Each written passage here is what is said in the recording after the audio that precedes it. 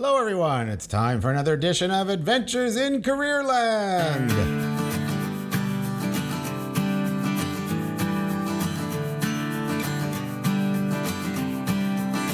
I am Adriano Magnifico. I am your host for this great podcast. It is a podcast about adventures and careers, hence the name. And we're all about trying to help students find their pathways and think about where their best selves may lie. And we're coming live.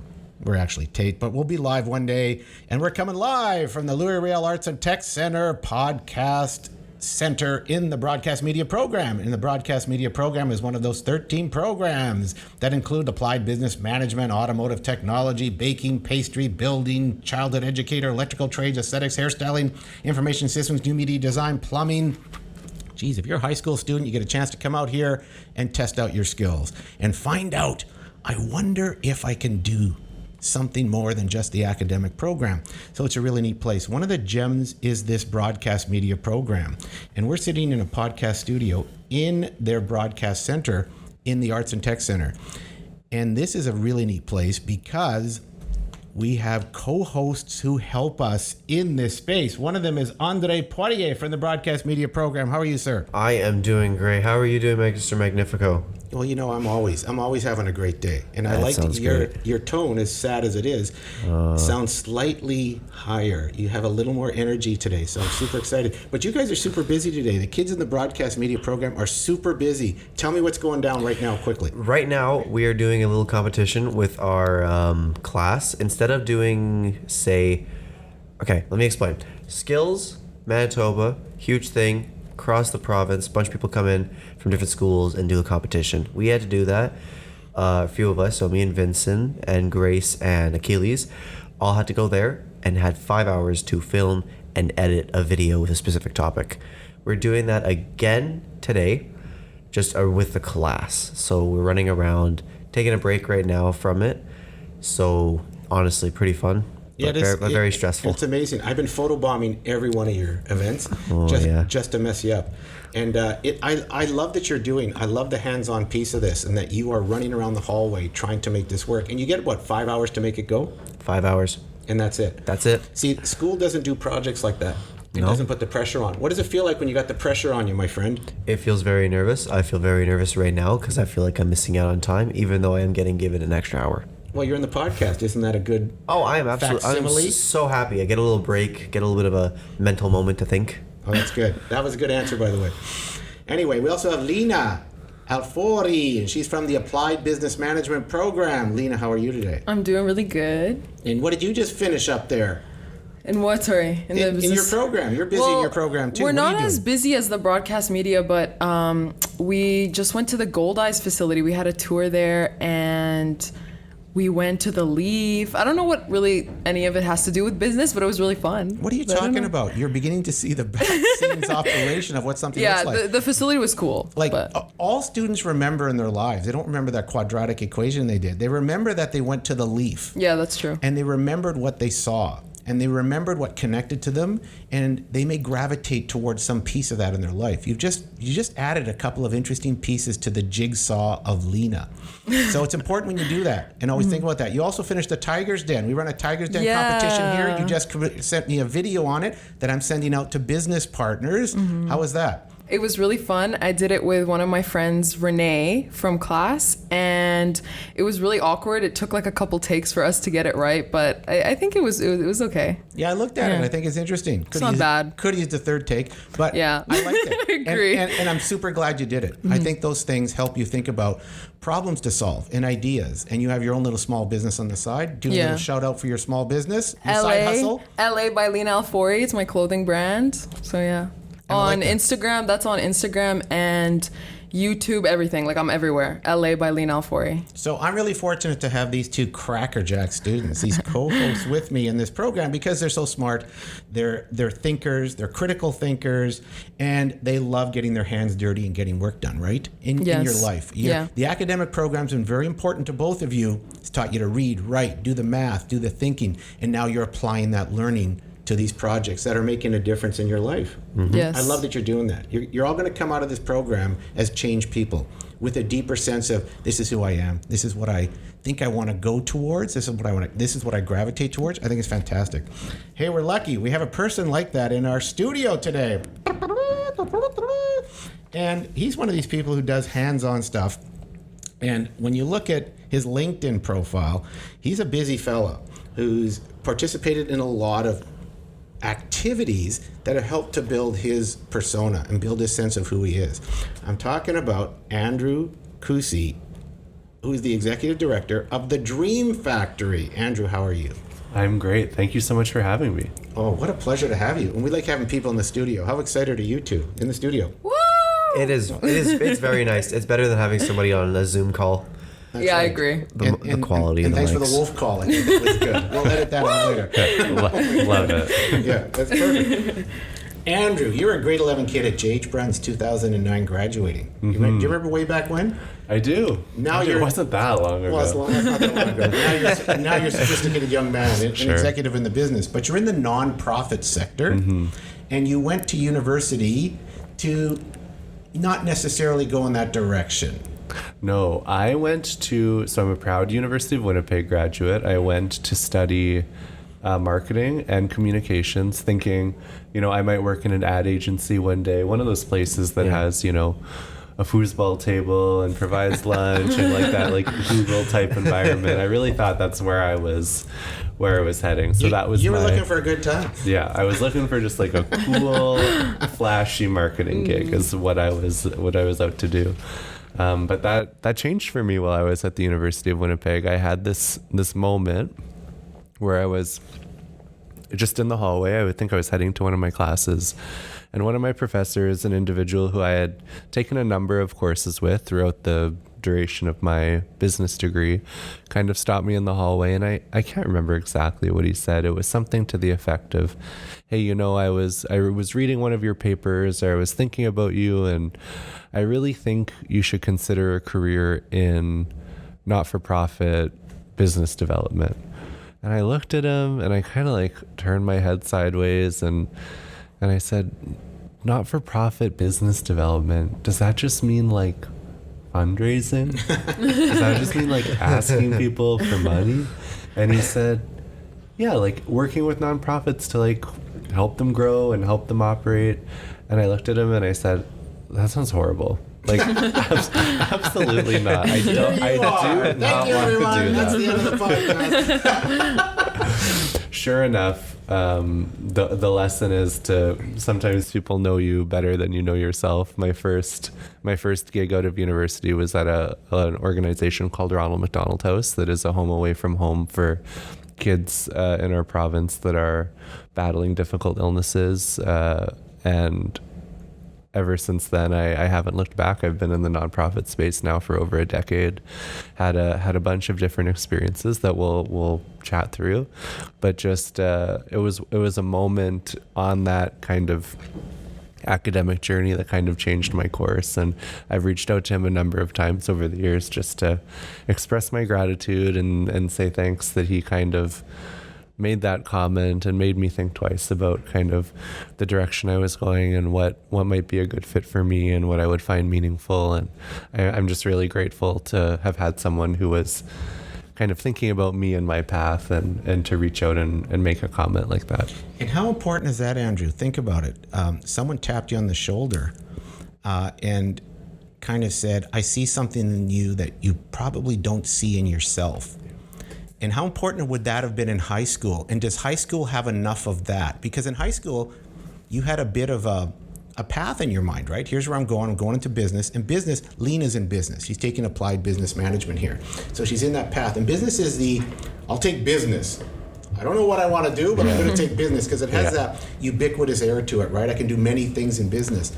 So in high school, you're doing the business path. The nonprofit's not even on your brain wave, right? No. You don't even know what it is, really, do you? You're volunteering everywhere, probably, because you're a good guy. And I know your mom. Your mom's a great person. So you're probably getting her out and make sure she listens to this podcast. I sure will. Okay. What's going on in your brain in high school about here's what I think I want to do? And was there enough of the tap on the shoulder in high school? That's a great question. I think you don't know what you don't know. And I think you get these booklets from post-secondary institutions that say you can study this, or you can study this, or you can study this. But the things that there is such a decision overload, perhaps, that it's hard to make some of those decisions. And I think human nature is to kind of zoom in on the information that you have in front of you. And when you have these kind of guides or books or websites or whatever that say, here are your options, we're kind of innately set to just choose from the options that are presented in front of us. And when there's things that we don't know or options that aren't presented, those things don't come to the surface as much. And I think that's the benefit of the tap on the shoulder, right? Is it kind of takes you from looking at the 15 options in front of you and can veer you off on a different direction. And the beauty of the tap is they're watching you in action, and you can't watch yourself. It's like this curse of knowledge I talk about. IDEO is this problem-solving company that talks about David Kelly, who runs it, talks about problem solving, talks about the curse of knowledge. We know ourselves so well, we don't even know, we react naturally. We don't even know exactly how to answer tell us about yourself in an interview kind of thing. Well, and like to think back to grade 11 or 12, like you also, those are periods of such great change. Like it's not as easy to think back to that time. If you had asked me in grade 12, like, what are you good at? It's a much different question to answer than it would be for me today. You're not as solid in those things, and that also makes them more difficult to make decisions, right? So when someone else makes that tap on the shoulder and sees you and says, I think you're good at these things, it can kind of reinforce some of that and help you step more confidently into a particular direction or space. That's perfect. That's exactly right. Who was your biggest tap on the shoulder?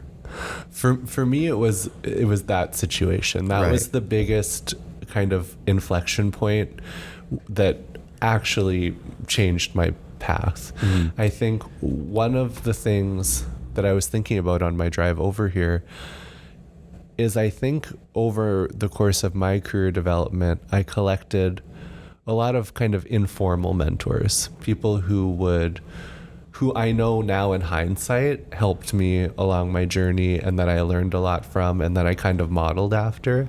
But those relationships were always kind of informal and never kind of explicit. If I could go back and do it again, I think one of the things that I would change and one of the things that I would suggest to young people who are starting their careers is to actually make those relationships a little bit more explicit and formal. To say, will you be my mentor? I am hoping to learn this thing and improve this skill, and I think I could learn a lot from you. I had those opportunities, but they were a little bit more informal and ambiguous, and I can recognize it as mentorship now. But in the moment, I didn't necessarily know that that's what it was, and I think I would have benefited even more had I had the kind of confidence to say, hey, I really respect you and I think you do really cool work and I would love for you to like be my mentor and I'd love to learn these things from you. I think that doesn't happen enough. You know what's interesting too, you went back to that key mentor and you talked to him and thanked him. And I can't tell you how important that is. I had a mentor in high school, Lynn Axworthy, who was my English teacher. And she got me into writing, that I didn't start writing later. She kept saying, she introduced me to these writers in the sports arenas. Jack Matheson, I remember, for the Tribune. And she said, you can write, you can write, you can write, you can write. And I only started doing that later. And when I never said thank you to her, and when she got very sick, I did call her at one point. I didn't know she was ill, but I got to talk to her. And it's still one of the most meaningful conversations I've ever had from someone who tapped me on the shoulder, but you don't get it at the time. You're nailing it, Andrew. You don't get it at the time. But I love that you're going back to say, look what you did for me. I really appreciate that. There's something special when you can then also turn around and give something back to those people who have done something for you, but also just to like keep those folks in your world and let them see what you're doing and share some of those stories. I think it's important. in a community like we have here in Winnipeg, it's just part of the journey. And were you always as involved as you are now, or were you kind of a quieter kid in high school, like growing up? No, I was pretty involved through high school and university. And I think, here's what I'll say about it. I think involvement doesn't need to mean that you're like on student council or that you're like in all of these clubs. I think you don't have to necessarily do all of those things, but I think involvement in something that you care about is important, and that is how you start to find opportunities in community and where you can build some of those networks out. So where did you find, in high school, what were the couple of the activities you did? Were you a sports guy, or were you more of a political person? What were you? Nonprofit in there? Were those seeds being dropped inadvertently and you didn't even realize it yet? I think so. I was really involved. I was a student council kid when I was in high school. I participated in junior achievement. That was like one of our programs that we did, but just really involved in a lot of those types of kind of clubs and groups, which looking back in hindsight now is not totally different than working in the nonprofit world, where you're trying to do a lot with a little, and you learn to do a little bit of everything, and you have all of these different experiences in service of a group that's not your own. Like, those are, I can see now that is kind of what was happening, but it was just about kind of being involved, seeing what exists, and figuring out kind of what drove me. You were junior achievement. I'm a kid, and that's where I worked with junior achievement for many years, and I can't emphasize the value of that program to students. Just talk quickly, because I know Lipsick may be listening to this. Yeah, and, I hope he is. Yeah, I hope he is. I'll tell him, you got to listen to this one, Lipsick. And Greg Lipsick is the CEO of Junior Achievement Manitoba. How important was that? I find when kids do junior achievement, it's life-changing to them. That program changes them. How do you think about that program? I think so. My journey with junior achievement, I participated in the program as a student, and then while I was in university, I got involved as a volunteer in running some of those programs. And then over the last, I want to say 5 years, I just stepped off, but I served as a member of the board for the organization and actually helped to drive some of the strategic decisions and support the growth of the organization. So I've been involved in a number of roles. But I think as a student, one of the things is the program just provides a little bit of a push. Like you're a little bit out of your comfort zone. You're talking to new people about new things. You're learning how to sell stuff. You're learning how to talk, make strategic decisions. You're learning how to kind of represent a company or a brand. These are all things that you can carry into really anything that you do. But it just, from a confidence perspective, I think it was just one more experience that added a few things to your toolkit that maybe you won't need, but that you can draw on and pull from later. Right, because if a kid won't do something unless they're like something they won't like, or something that's out of their comfort zone, unless they're kind of shoved into that direction to do it. Like, they have this big wall in front of them. They go, that's my comfort zone. I don't want to go out there. That's scary. And it seems to me like junior achievement, you said, just kind of shoves them into there.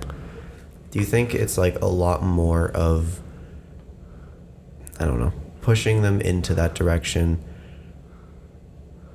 Well, where do you find the courage? Like, where do you find the courage? Like, high school for me is a bit about courage. Sure, absolutely. And life is about courage. It's that moment where I'm a little uncertain. I like what you were saying, Andre. I'm a little uncertain. I feel fearful.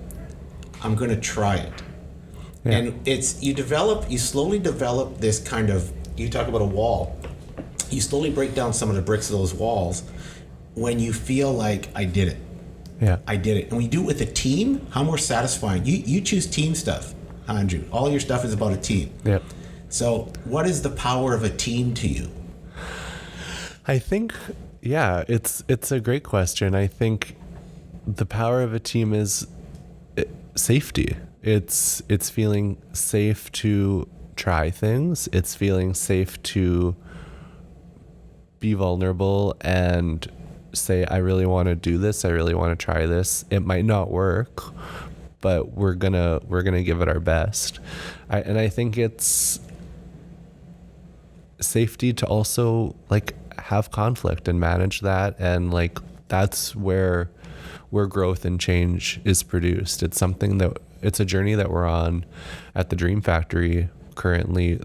We're in a season of tremendous change at the organization, and we're only able to make that change because we've spent a lot of time as a team talking about things like values, talking about how we operate as a team, what do we believe in, how do we treat each other, what is important to us.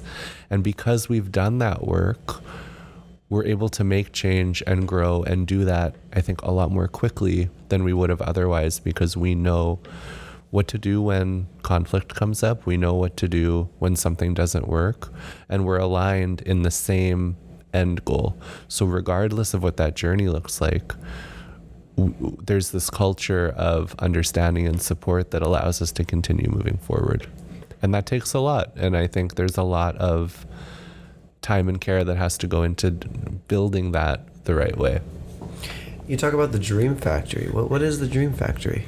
Yeah. There we go. That's a great question. We should have started with that. Yeah, I'd love to chat about the Dream Factory. So the Dream Factory is a Manitoba-based children's charity. We work with kids and families in our province that have a child battling a life-threatening illness. One of the primary things that folks know us for is that we make a big dream come true for kids in the community that are fighting a life-threatening illness. So that can be travel, a trip to Disney, a trip to, we have a Dream Kit in Paris as we speak. It can be an experience. We've done celebrity meet and greets with folks like Dolly Parton or Billie Eilish. It can be a bedroom makeover, a backyard makeover. So what people know us most for is that big experience. One of the things that the Dream Factory does that I want people to know more about is that we actually support families throughout the duration of their child's medical journey. So from the moment we first meet a family to the moment that a child might be old enough to say, look, I don't need to come out to Dream Factory stuff anymore. I'm ready for my next chapter. On average, a family is staying active and involved with the organization between 5 and 7 years. So it's an ongoing community of support. We want to be there, after tests and treatments. We want to be there on hard days. We want to be there for big celebrations.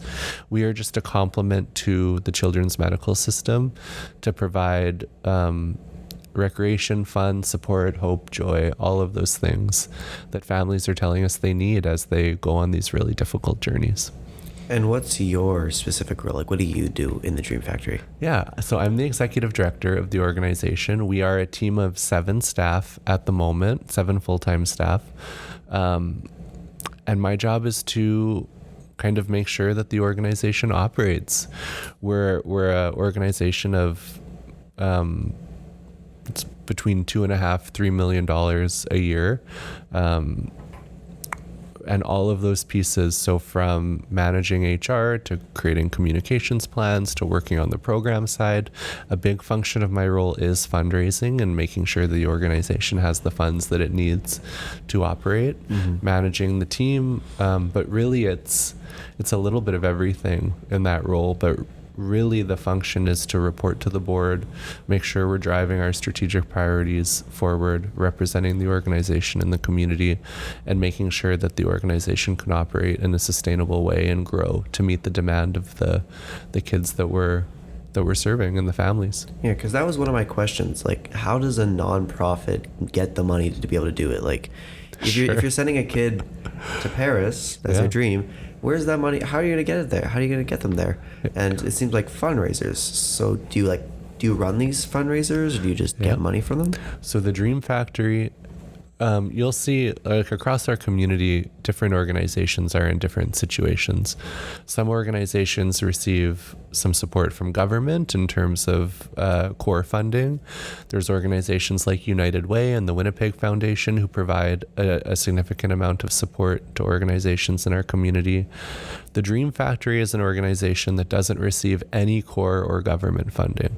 So every dollar that we have to spend to support families, make dreams come true, pay staff, like pay our internet bill, all of those things.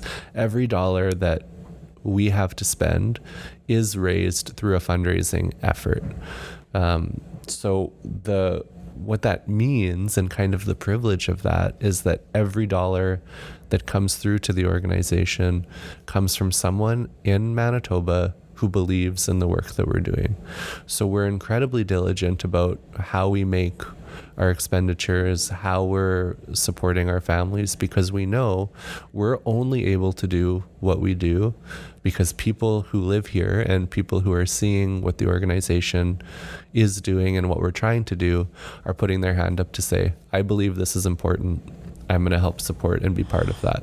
Right. So everything that we do is fundraised in one way or another, whether that's an event, just a straight donation ask, a kind of mailing campaign.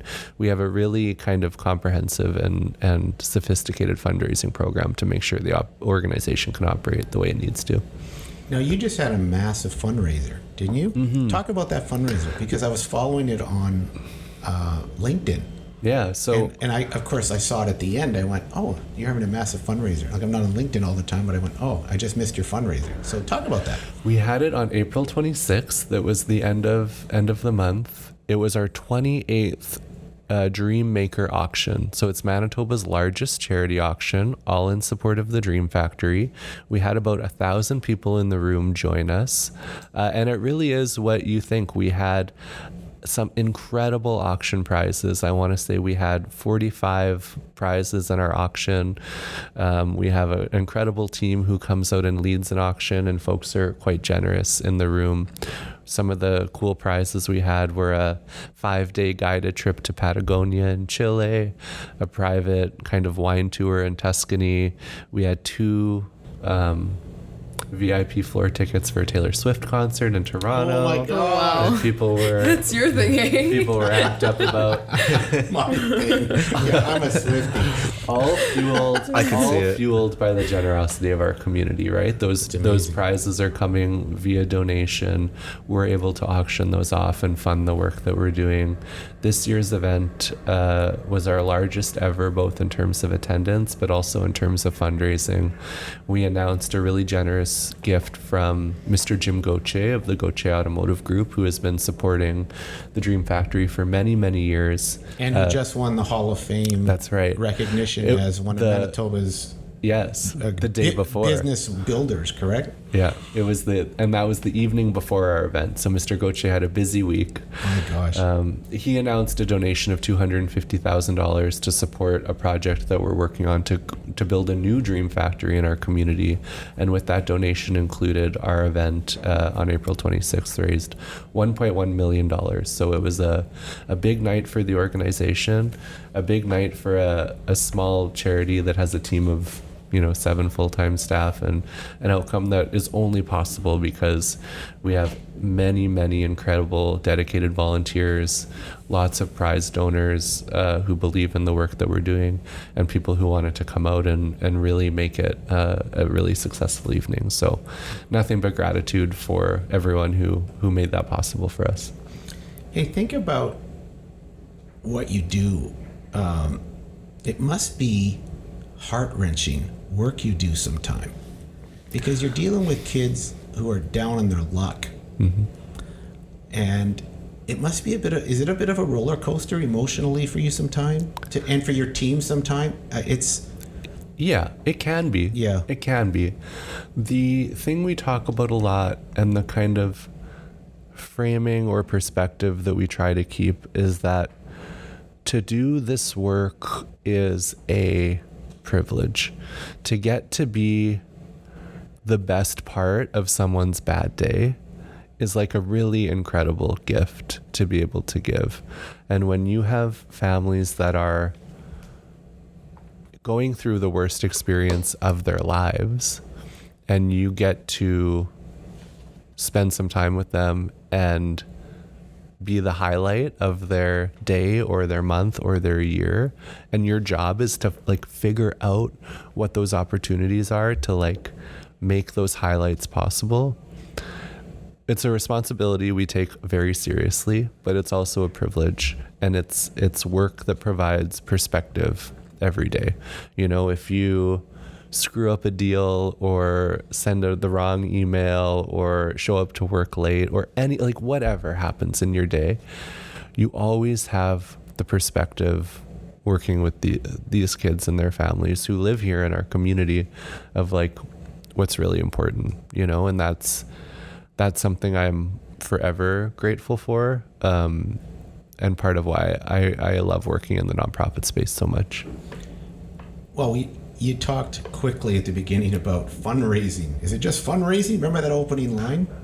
Is this just fundraising? You're a professor. Yeah. It's not just about fundraising. No, though. I've learned so much about fundraising, and it's work I'm incredibly proud to do. And I like being out in the community talking about fundraising. The biggest misconception about the work is the one that I had when I talked to my professor, that fundraising is asking people for money and hoping they give it to you. Fundraising, all it is when you believe really strongly in something that is going to make a difference for other people, connecting with people in our community and inviting them to join you in being part of it.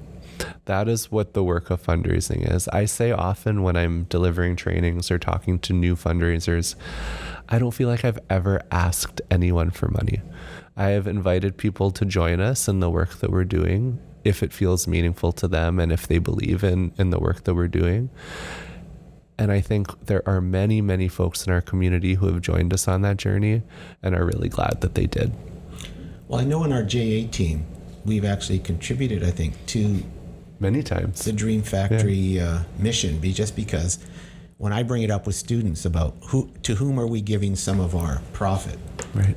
And we explain some of the Dream Factory mantra. It's an easy sell. It is an easy sell. And I like what you're saying. It's not about giving money. It's about sharing your vision and just seeing just so much possibility. And I just think, Andrew, I feel so weirdly proud of you and the work you're all doing, because you're in our division, you were a student in our division. And I know your mom. I really think you're doing God's work doing this stuff. Like you were changing the lives of people. And when you can have a career that does that, you guys, I say to my two co-hosts, you're going to find a niche in your life that's so meaningful, so purposeful, and just it's going to inspire you every day. Do you feel inspired every day? Totally. And I think perhaps more technically for students who might be listening and being like, I don't know what I want to do, I always recommend a starting point in nonprofit if you're not sure, because you are going to get such a wealth of experience. One of the things I wouldn't recommend coming out of high school or university or college or whatever is taking a job that is narrow in scope, where you're only doing this one thing over and over and over again and building this one skill. You will never, ever find that in the nonprofit space. You will be doing a million different things and developing a bunch of skills that aren't in your job description, but that's okay. And you'll figure out what you're good at. You'll figure out what you're not good at, but it's such a good opportunity to try and learn a bunch of different things, but also feel good while you're doing it. It's the ultimate learning opportunity and the place to kind of grow and figure out where you want to go. So I always recommend, if you're not sure, take a start in nonprofit and try a bunch of different things. And I think that creates the dexterous kind of young worker, right? Yeah. Like once you develop this sense of the many things that you're capable of, then your job possibility doesn't become this needle in a haystack. Whatever's out there, I have to take. Totally. You become the creator of your destiny. You can start picking and choosing what you want to do in your life as you become more equipped to talk about your skill set because you're actually developing them. So instead of finding the needle in the haystack, you're grabbing the hay straws. You're just grabbing a big chunk of that hay every time you go for a job now. You're thinking about it. And just building skills for the sake of building skills, not necessarily for a particular position or role or stream. And I think that's not always what's done. Because they'll help you eventually. Totally. It's putting as many tools in the toolkit as you possibly can. And that's what nonprofit work allows you to do. That's awesome. Andrew, we do something a little odd here. It's been a lame activity, but hopefully it will. Because of Andre, though. Mine's always good. Look at the co-hosts turning on each other. It's a beautiful moment here. Maybe you can do a little reconciliation with them, Andrew. Anyway, we do something called quick cues.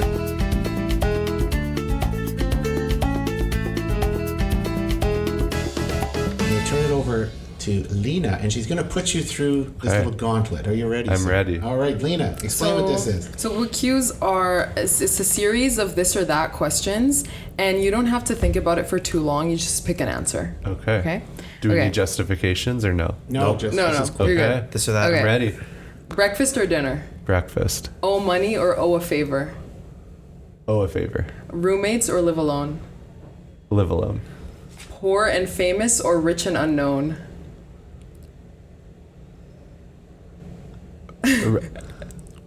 What? Rich and unknown. A movie or book? Book. Passenger or driver? Passenger. Comedy or horror? Comedy. Summer or winter? Summer. Outside or inside? Inside. Morning or night person? Night. And last but not least, what is the best podcast? Oh, this one. Adventures in Careerland. Understood the assignment. Yeah, literally. So Andrew, now we can actually upload this. I love it. You've answered the right question. That's the key that unlocks the door to the Incredible. uploading If of you the didn't say podcast. that, we wouldn't upload this episode, actually. So.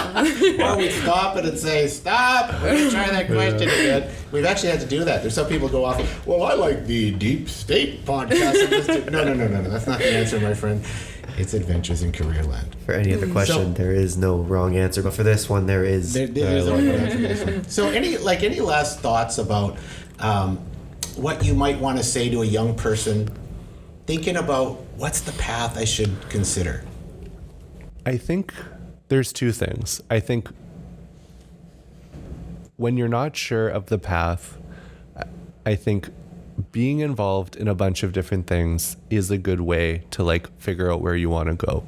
And those things don't have to be tied to a career goal, but just be active in the community in a way that feels meaningful to you and that is aligned with things that you're interested in. So that can be a sports team, a club, whatever. Once you're there, you'll start to see people doing work that looks or sounds interesting. I think the other tip that I always try to kind of pass along is don't feel limited by the options in front of you. If there's an organization that you're interested in, if there's a particular line of work that you're interested in, don't let the fact that there are no job openings be a limiting factor. The informational interview, I think, is one of the best things that young people can do. If there's things that you're interested in, email whoever is running that organization, ask them for 20 minutes of their time, express your interest in their organization or their work, and all of a sudden you don't necessarily have to wait for these openings to appear. I reached out to the Dream Factory when I was working in a different organization to say, I don't know what your strategic plan is. I don't know when you're going to be hiring. This is who I am. This is what my skill set is. This is what I've done. If and when you are ready to potentially have someone like me join the organization, I would be very interested. And I think it took 18 months from when those conversations started, but that call came back to me. So just chase the things that you want and ask for them. And I think that's the number one rule of fundraising, is that you don't get if you don't ask. But that's also true in your careers. If there are things you want to be doing, ask the people who can make those things happen for you. The worst thing anyone is ever going to say is no or not right now. But the door is open and you've started the journey. Andrew, that's incredible advice. I can say we try to do that here, the informational interview. It's difficult in high school. It's I agree. It's totally like you nailed it. The high school experience is kind of surreal. You're trying different things. You're hanging with your friends. You're socializing. You're going to watch the football game or the basketball game, and you're just enjoying it. You're enjoying that experience. High school is such a powerful, unique, and just enlightening experience. And you shouldn't be thinking about what should I do for the rest of my life in high school. I really believe that. I think you should enjoy it and build the skills, inadvertently build those skills by just participating in life in your high school. Yeah, just like do things. Yes, Yeah. yes. Just do stuff. Yeah. Totally. Nike nailed it. Yeah. Just do it. Yeah. Right? Yeah. Anyway, this is good. Hey, Andrew, I so appreciate you being here. Of course. I've loved it. Oh, well, and you're an LRSD grad, which makes me ultra happy, and know your mom makes me double happy. And I know you come from great stock. Well, thank you. 100%. And the work you're doing is life-altering, but your perspective on it all is so purposeful. It is so incredible to think that a young kid in J.H. Bruns who is sitting around joining the occasional club, trying out different things, is now making such a difference in the world. So I feel great to have you at this table. You've taken your discretionary time to be here. That's special to me. It's special to our co-hosts.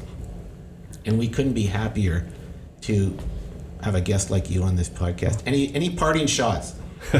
No parting shots for me. Thank you for having me. I am just so pleased to be here and spend some time with everyone. It's been awesome. Great. And ladies and gentlemen, thank you to Achilles, Boras, Chin Kai Chan, and Grace Ross who have been producing. This is a busy time for the broadcast media kids because they're in the middle of this giant competition in their program, as Andre pointed out. So I appreciate them taking the time. They're producers. They've been pointing at me in the window many times, reminding us of times, making sure our sound is up to date, and making sure this podcast runs as well as it does. So I appreciate the producers, co-hosts as always. Thank you for taking time out of your schedule. And Andrew, you've been an inspiration today. Thank you. Thank you so much. And that's it for another edition of Adventures in Careerland.